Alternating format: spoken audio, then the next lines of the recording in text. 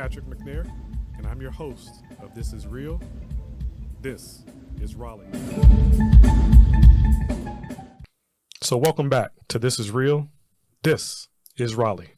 I'm your host, Patrick McNair, and today I'm joined by attorney at law, Andrew Covington. Welcome. Thank you, man. Thanks for having me. I appreciate you being here. Drew. For sure. All right. Yeah. So, Drew, you may have not seen a lot of episodes from the podcast. You may have, but my format's a little bit different. So I don't preview a lot of questions with my guests. I just kind of hit them where it's at, see where they are, get the information, and we out the door. So let it flow. Let it flow. Let it run. Let it run. So I appreciate you being here. I appreciate you taking the time. I'm happy to be here. Hey, that's good. That's good. So welcome to This Is Real. This is Raleigh in the Raleigh Podcast Studio. This is where we're filming. And today we're here to talk about you and Raleigh and how those paths intersect. So how long have you been in Raleigh? So I'm born and raised in Raleigh. All right. I've been here the bulk of my life. I have lived some other places, but most of my time has been in Raleigh. All right. So some of those other places, let's talk about some of those. Okay, yeah. So I recently just moved back from Miami. Okay. Last year, well, actually, I just got rid of my apartment January of this year. Oh, wow. But last year I moved back to Raleigh. I was back and forth, but I was really building in Raleigh again, 2023. So okay. All right. Well, welcome back. Thank you. Welcome. I love Miami though. I love Florida. I love Florida. Period. Who doesn't like Miami? M.I. Right. Yeah, right. I get it. Hey, so what brought you back? So I really came back to build my practice and be closer to family. But primarily, man, I wanna build a law firm here that's based on some of the traditional areas of law that I was not already practicing, but I still have a passion for. So criminal defense was something that led me to law school, or criminal justice when I was an undergrad. Personal injury is something that one of my mentors introduced to me that I also like practicing, and it's also another core area of law. Mm-hmm. Most law firms and most of the billboards you see in advertisements of personal come injury. Give me your money. I'll Right. take 30%, 33%. I got you. I'm gonna get you more though, so more than they were gonna give you. So don't worry about my fee. Yeah. But and then real estate, everyone wants to be in the real estate. Everybody. And I know a million realtors now. Yeah. So real estate made sense from a networking and just, I want to learn the real estate game. One day I do want to have a real estate portfolio. So this is kind of me incorporating into my profession so that I can, rub shoulders with people in that. And then the other thing is I just wanted to make an impact on the community here. My father he's a retired pediatrician, and he was very influential in the community in Raleigh. A lot of people looked at him as a mentor. Some people, he was even like a father figure when it comes down to, single mothers raising their sons. They would come and talk to my dad. So he's super influential here. And when he retired, I really, really, really got to see the impact that he had on the community. And it really dawned on me that I want to have that same impact on my community. And although I did not follow his footsteps of being a doctor, I was like, how can I do this with my profession? Okay. That's tight. That's cool. Especially, we look up to our dads. We look up to our parents a lot.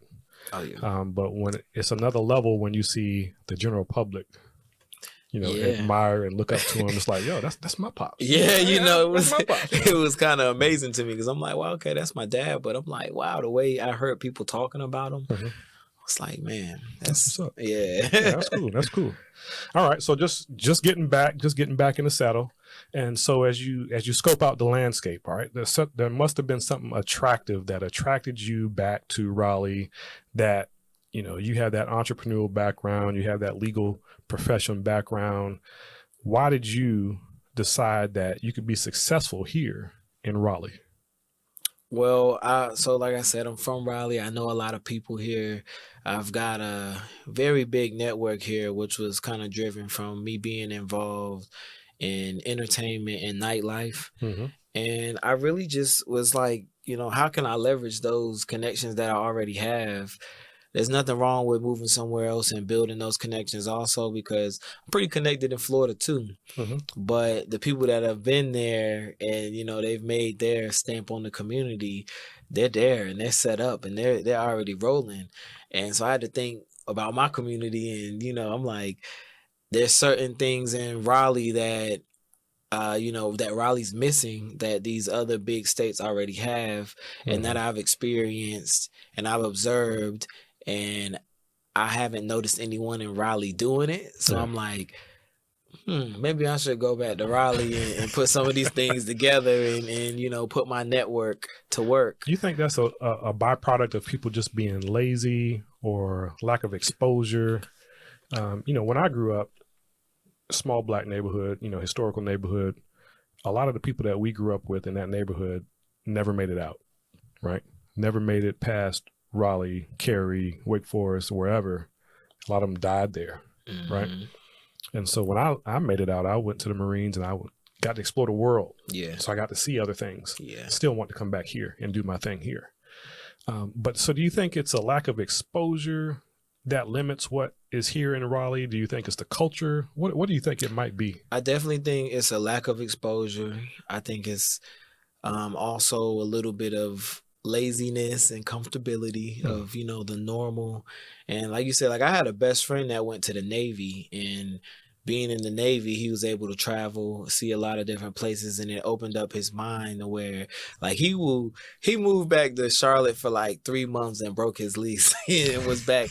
Like, he's in Dallas, he's lived in Dubai, he's lived in Mexico, he's lived all these places that I wouldn't know. I'm not gonna move to Mexico just cold turkey. You know, he moved to Bali, but he's from here over this area, and he, you know, being in the Navy, being exposed to different things is what opened him up. And, you know, it showed him you can't just be comfortable, you know, where you at. There's a lot of things going on in this world that you need to experience and see and open your mind up. So I think it's a little bit of all of that kind of factors into it. Okay. Now, I've seen your Instagram page, right? And it looks like you got a lot of stuff going on. Yeah, right? for sure. So you mentioned entertainment law. All right. So is that a passion? Is that, you know, just a hobby? What is that? Entertainment law is absolutely a passion, and it stems from me being I've always been in the entertainment industry. I've DJ'd, I was a musician, like in bands, I've rapped, I've produced, you know, so I'm an actor, you know what I'm saying? Like I've done so many things in the entertainment business. For me, being able to help creators protect themselves and actually make a living off of their passion is kind of what led me to entertainment law. So is that what entertainment law is, being able to protect the creator? Essentially, yeah, man. It's protecting the creator, getting them paid, negotiating on their behalf, and, you know, just making sure that paperwork is right. But the creator doesn't have any money. You know, they're trying to make it, you know, starving artists. And, you know, that's something that a lot of people don't understand. So, like, we work sometimes off of percentages. So, like, let's say you got a record label that's interested in you, and you need to have your contract reviewed and negotiated. If it is an actual, you know, like a record label that's going to give you some money, I can get paid off of when the label pays you, instead of me just telling you, hey, to even talk to me, you're going to need this type of money. Right. So we would sign, you know, a retainer agreement where I would be allotted a percentage of your deal. And it's not a high, you know, it's nothing crazy. 5 to 10% is usually average, you know, more so on the 5% side. Okay. So, you know, a lot of people think you gotta have a bunch of money to have an entertainment lawyer, when in actuality, when your career gets to that level, it can be leveraged in that way.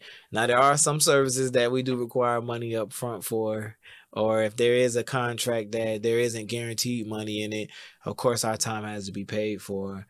But honestly, like, you just gotta inquire and see what it costs, and don't be intimidated and thinking that it's going to break your pockets, because what will break your pockets is if you enter into a contract that isn't in your favor and you're not making any money, and you working very hard for whoever it is you in that contract with, and you just not making money. So you don't want to be in that predicament. What's an example of if you're talking about an artist, right? A music artist. What's an example of a garbage contract? Well, everybody's different for sure. So something that may work for someone may not work for someone else, but it really depends on the advance money that they're giving up front, or if they're giving you a signing bonus, which is pretty rare. But I have done a deal before where someone got a signing bonus, because signing bonuses you don't pay back. In advance, of course, the label or whoever is going to want to recoup that. But you want to make sure that whatever money you're advanced is enough money for you to live off, to where you can focus on being an artist. So that's different for a lot of people. And then being in the rap game, you see the lifestyle that's portrayed. So trying to keep up with that is difficult sometimes. You know, you can't spend all your money on clothes and jewelry and cars and The houses, you know, the trips. you know, so that's tough. But a bad deal, I mean, it would be something where you don't own any publishing. You know, you're not getting any money up front. You don't own your own likeness. Like, I'm big on that. Like, we're not giving up your name and likeness. We're not doing that, because then if this situation doesn't work out, you can't even use your name no more that you're using. Wow. So, you know, those are some of the things that you want to watch out for. Okay. All right. So, you know, I have a son. He's 17, about to be 18, and he loves music.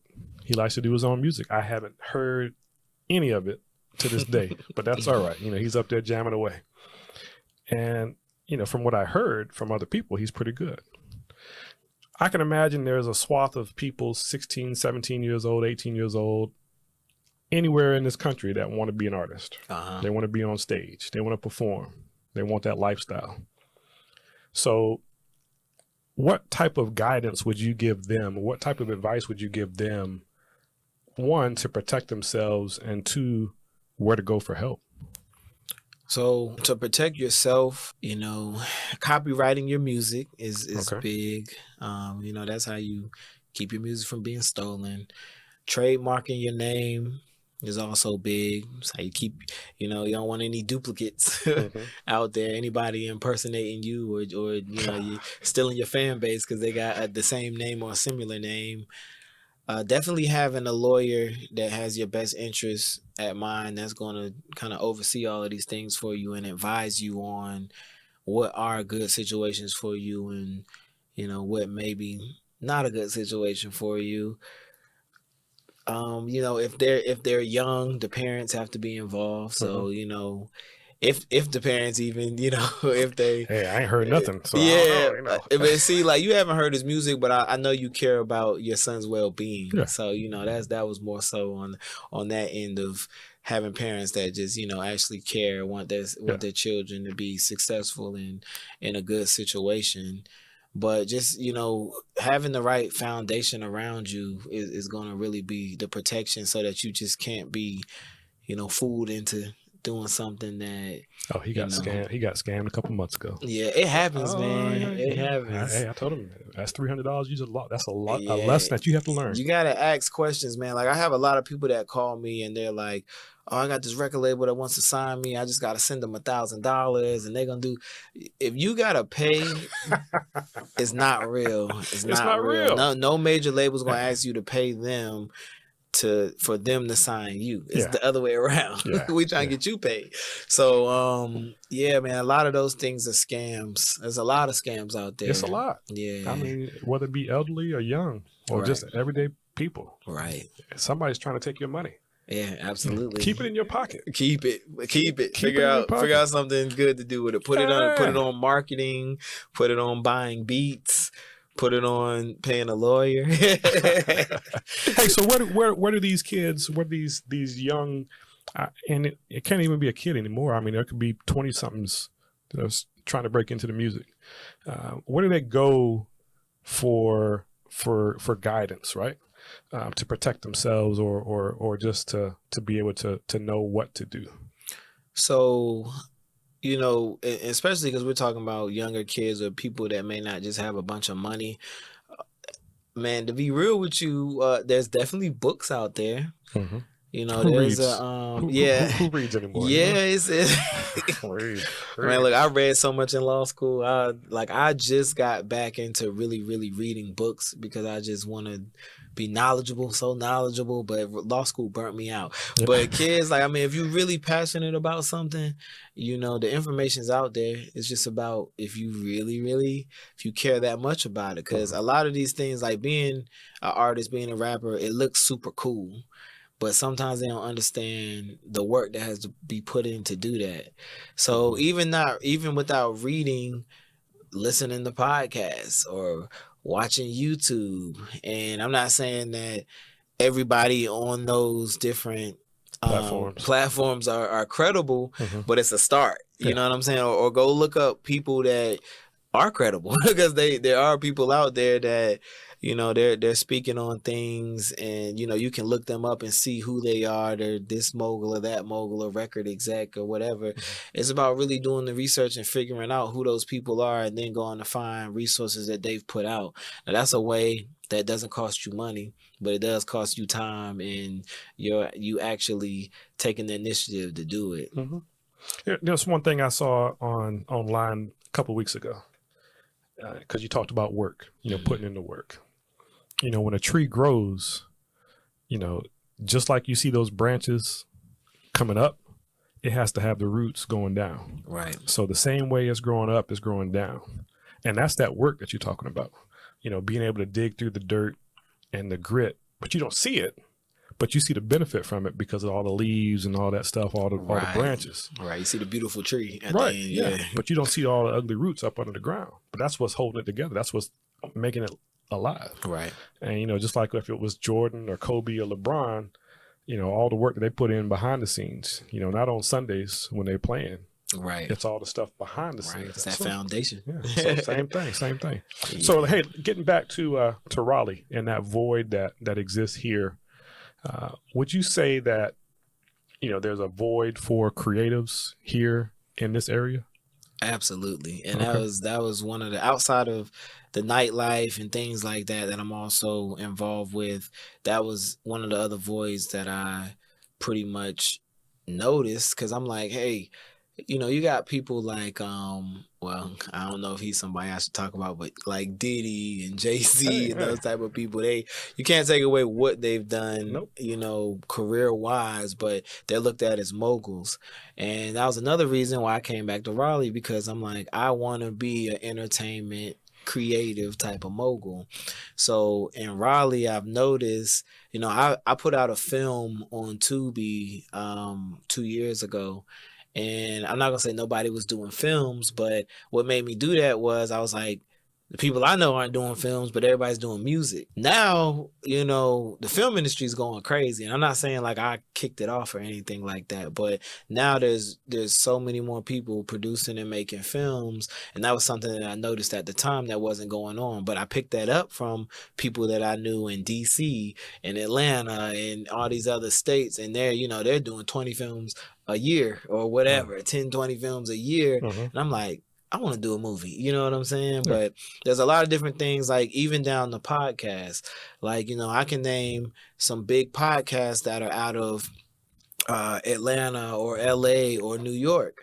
But, you know, why can't we have a big podcast that's out of North Carolina? Right. Because it don't really matter where you at with a podcast. You don't know. We could say we in New York City right now. Yeah, You would not know. Live from New York City. This is real. This is Raleigh. Right. So, you know, and then even like, you know, I stepped into, you know, the artist world, not music, but like visual, because I know some guys that paint and, you know, they create and they're super talented, but nobody knows about them because they're in Raleigh. So, you know, I'm trying to connect dots with other artists or art brokers and things like that to get some of their pieces in some of these, you know, expos and art shows in different places. Because being in Miami, Art Basel is my favorite event in Miami out of everything that goes on there. I love Art Basel. So, and I love art.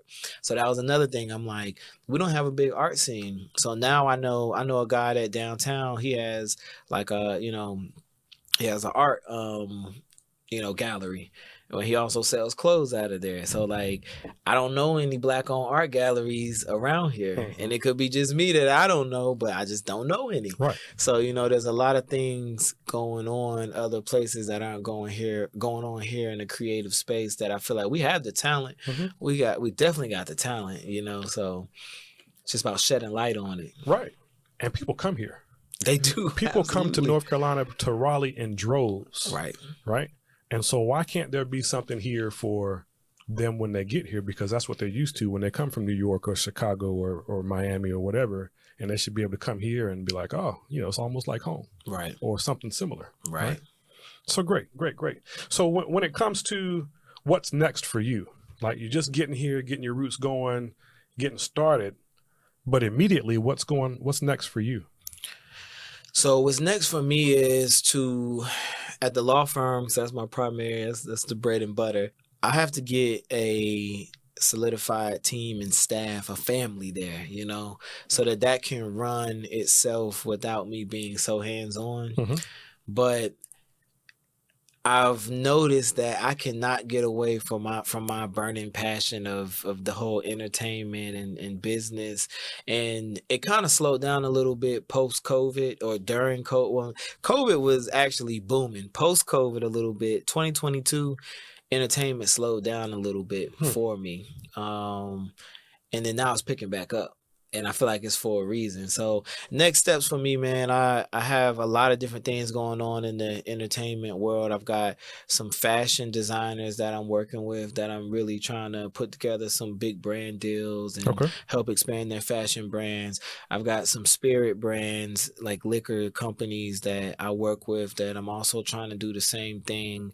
Like I was saying, some visual artists that I'm trying to work with, along with, as well with some musicians and some film producers too that I'm working with. So for me, man, I really want to just connect the dots and be that guy out of NC when it comes to entertainment that you need to know or be in contact with, even if it isn't from a space where you're trying to hire me as your lawyer right now. I still want to be able to connect dots for people and at least help them advance their career to the next step. You working with any professional gamers? And you know what? That is huge right now. It's certain rappers that have stopped rapping. They making more money off of streaming and with Twitch or whatever it is. T Grizzly, T-Pain, T-Pain. Oh, T-Pain too. Yeah. T-Pain. It's like, you know what? I'm glad you said that because I need to get familiar with that. I got some students at over at Wake Tech that would love to talk to you. I definitely gotta get familiar with that. Probably what you didn't know about me is I'm the esports director over at Wake Tech. Okay. So I have some teams over there. We just won our second national championship in League of Legends just a few weeks ago. Oh wow! So shout out to Wake Tech. Now. Yeah. Shout out to Wake Tech. So I went to Wake Tech too when I was in early college. Okay. We were based on Wake Tech's campus. Yeah. So I was curious because you're talking about entertainment and contracts and performing and all this stuff, exclusivity, whether it be YouTube or whatever, and I'm just like, I wonder if he's working with any gamers. I definitely need to get on that ASAP because I know whoever is practicing that area of law with those gamers that are already out there, I know they're winning, and I'm sure that there's very few lawyers that are doing it. Yeah, and the thing about this area, there are some big professional gamers in this area already. Right. There's a couple over there's one in Wake Forest that I met before, played golf with him. He's doing his thing. Another one in Zebulon, some out in Durham. So they're here. Wow. Right. And they're when you see them. Yeah. But then you have all the entertainment or the game companies here, the Epics and all this stuff.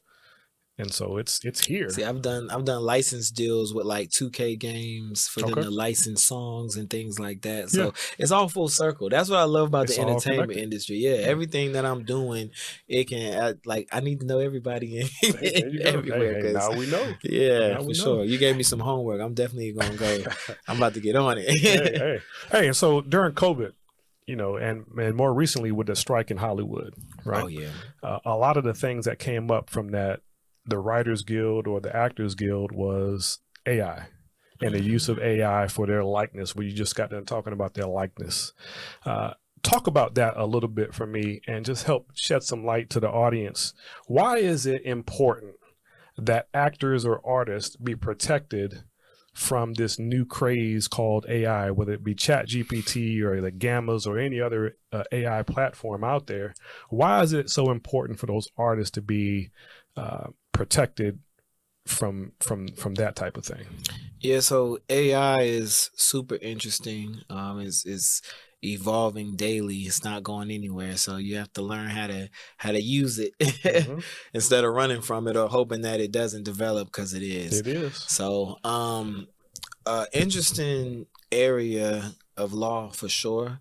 I'm still kind of doing some research and really getting tapped into it. I actually had a mentor tell me, he's a mentor just from the music business, but he kind of jumped into the whole AI stuff and metaverse and all of that kind of stuff heavy. And he was like, this is what you need to be doing. This is what you need to be doing. But, and I, I'm interested in it, but it's like, I really need to just really look into it and do some more research. But, it's really important to protect yourself, because I'm sure everyone's seen, like, especially like with this Drake and Kendrick Lamar beef going on. I think Drake had like Tupac's voice on a song or something, which it seemed like now Drake just do what he wanted to anyways. But you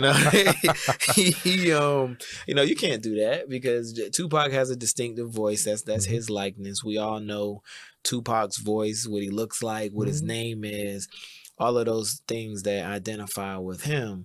So, even with the songs that they've made where they use somebody's voice and create a whole song, I'm interested to see how it's gonna crazy unfold, because they could literally drop a Biggie Smalls album right now if they wanted to with AI, because they can turn his voice into that. And I think it's gonna come down to the people that own these estates for these artists, if they're going to be okay with a company doing that, or I feel like it's coming. I feel like, I don't know, to me yet, I haven't decided, like, is that going to be weird or not, but I feel like, just because that's the era that we're living in. I had a guy approach me. They're developing a software where, like, for loved ones to be able to, the AI, while they're living, the AI kind of like studies them, and then once they are deceased, you can kind of talk to the AI like you talking to your loved one. Wow.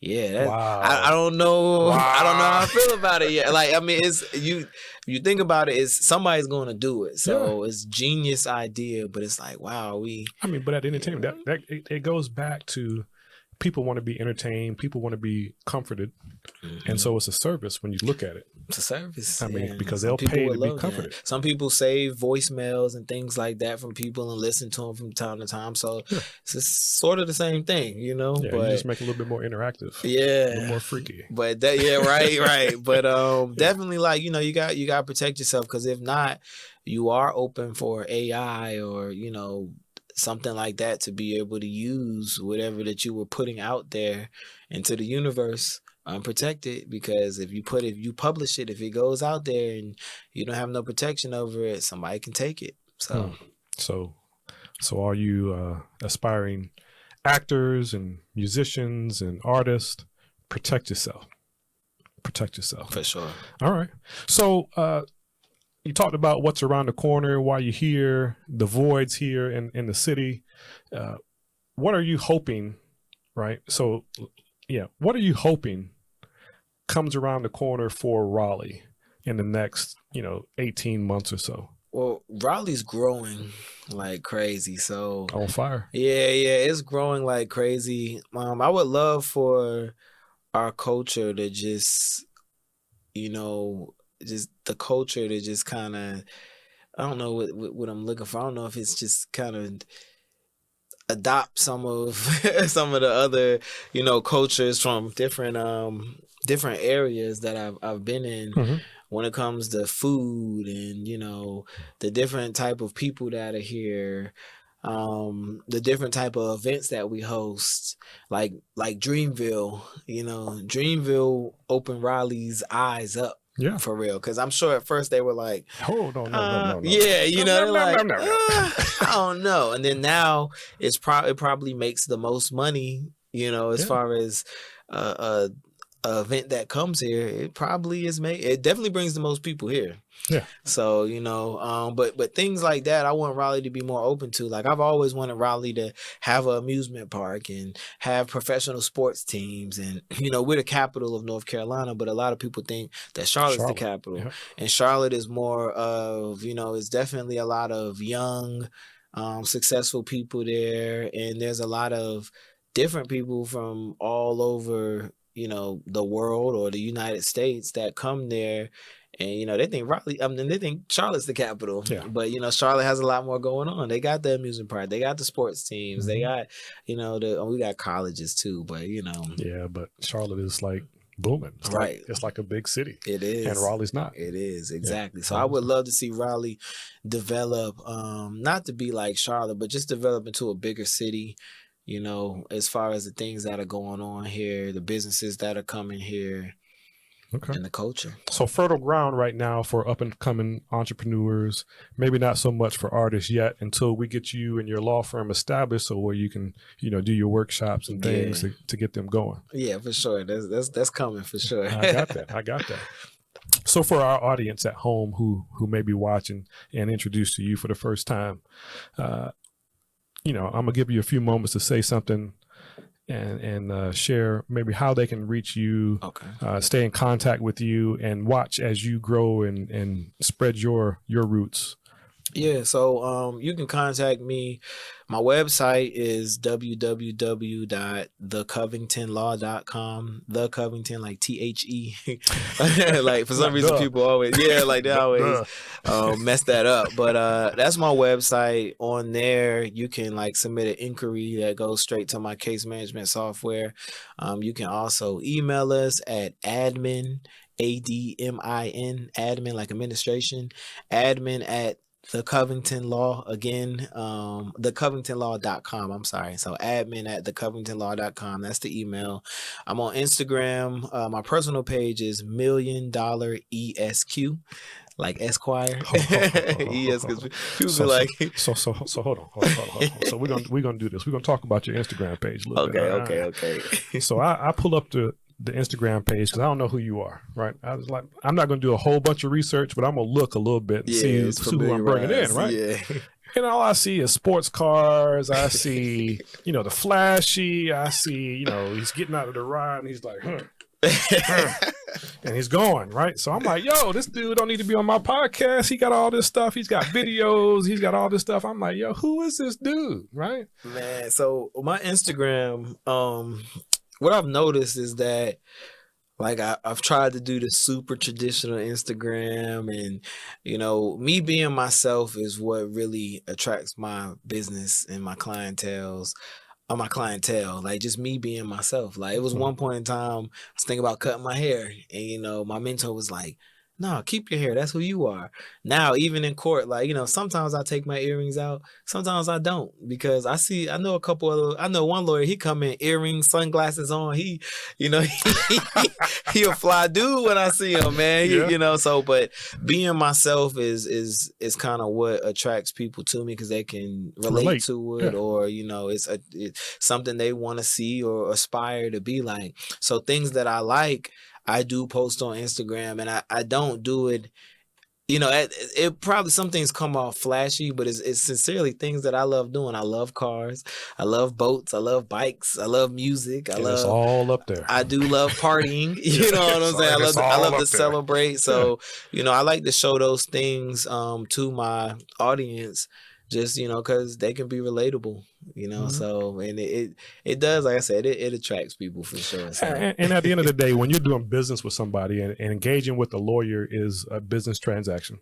But when you're doing business with somebody, it's all about who you know, who you like, and who you trust, right? And so when you can relate to somebody because they've opened the curtain, pulled back the curtain for you, and they've allowed you into their space to see how they authentically are, that allows you to judge for yourself if you really like them or if you really can trust them.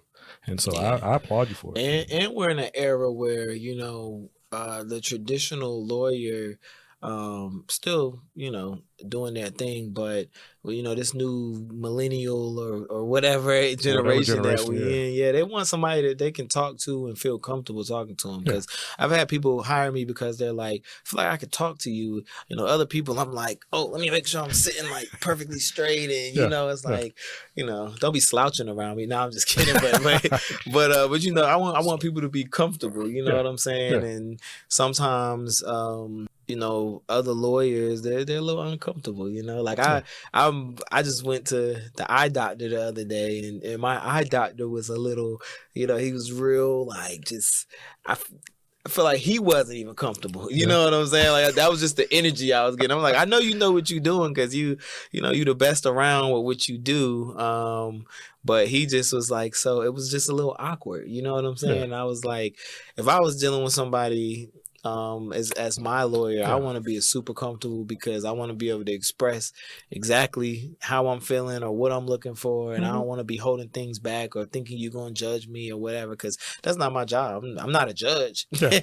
For sure. Yeah, man, it's really just the comfortability. I had to get comfortable with myself so that other people can be comfortable around me also. Hey, that's a life lesson right there. Yeah. Whether you're a dentist, whether you're a chiropractor, whether you're a doggone school teacher, you got to be comfortable with yourself. Got to be confident. For sure. Well, Drew Covington, the attorney, I appreciate you taking the time to share with our audience some of the flavor of the Covington law, and much success for you and for the Raleigh area, because when you are successful, this whole area is going to be successful. Man, thank you. I appreciate that, man. So much blessings for you and for you coming on our show. Anytime you want to come back to this studio, to this show, you come back and we'll do some big things. Definitely, man. I will definitely be back. You know, I need to start doing marketing and things like that myself. So all the creators out there, if you're interested in starting a podcast, this is somebody you need to know. This is a place you need to be familiar with. One-stop shop. You come bring your content, do your thing, leave the equipment here. Please do, because it costs money. Leave all the technical things to the staff here. You come do your thing here, man. I'll definitely be back to shoot some content here. I appreciate that. We're in a content era. Come create content. Yeah, for sure. All right. So for you all at home, subscribe, like, and share. And until next time, this is Real. This is Raleigh. Peace.